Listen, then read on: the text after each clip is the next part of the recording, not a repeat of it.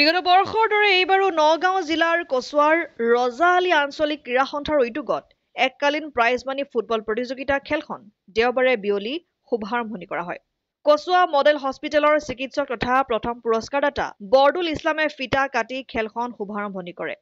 লগতে সংগ দিয়ে ক্ৰীড়া সন্থাৰ সভাপতি হবিবুৰ ৰহমান, ইছলাম কাজী আৰু আব্দুল হাছেনে। অনুষ্ঠানত সভাপতিত্ব কৰে খেল পৰিচালনা কমিটিৰ সভাপতি জহুৰ আলীয়ে। খেল পৰিচালনা সমিতিৰ সম্পাদক জাকিৰ হুছেইনে আধৰা অনুষ্ঠানত বিশিষ্ট অতিথি হিচাপে উপস্থিত থাকে গাঁওবুঢ়া খাইৰুল ইছলাম, সমাজ সেৱক মতিউৰ ৰহমান, উমৰ আলী, মন্নাছ আলীকে প্ৰমুখ্য কৰি বহু বিশিষ্ট ব্যক্তিয়ে। খেল পৰিচালনা কৰে মহিবুৰ ৰহমান ভূঞা, খাইৰুল ইছলাম আৰু লীলা শইকীয়াই। খেলখনত বৰপুখুৰী পাৰ টিবনিং এফচি ফুটবল দল বনাম বৰগাঁও ৰাইনো এফচিৰ মাজত অনুষ্ঠিত হয়।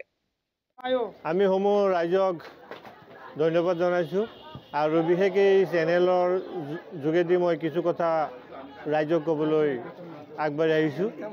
আমাৰ প্ৰত্যেক বছৰৰ দৰে এইবাৰো ৰজালী আঞ্চলিক ক্ৰীড়া সন্থাৰ সৌজন্যত এককালীন প্ৰাইজ মানি ট্ৰফি ফুটবল প্ৰতিযোগিতা আয়োজন কৰা হৈছে। আজি হৈছে উদ্বোধনী খেল। আজিৰ খেলখনত কৰিছে বৰপুখুৰী পাৰ ফুটবল দল বনাম বৰগাঁও ফুটবল দলৰ মাজত। আমাৰ প্ৰাইজ মানি হৈছে এনেধৰণৰ: প্ৰথম পুৰস্কাৰ 24 ইঞ্চি ট্ৰফি আৰু 51,000 টকা। দাতা ডক্টৰ বদৰুল ইছলাম। দ্বিতীয় পুৰস্কাৰ 20 ইঞ্চি ট্ৰফি 31,000 টকা। গতিকে আমি এই চেনেলৰ যোগেদি আমাৰ নগাঁও ডিষ্ট্ৰিক্ট বা বিভিন্ন ডিষ্ট্ৰিক্টত থকা খেলুৱৈ বন্ধুসকলক অনুৰোধ জনাম যাতে তেওঁলোকে ৰজালী ফুটবল খেলত অংশগ্ৰহণ কৰে।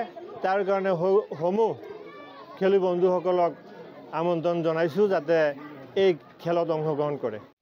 কচুৱাৰ পৰা গুলজাৰ হুছেইনৰ ৰিপৰ্ট, অসম আদিত্য।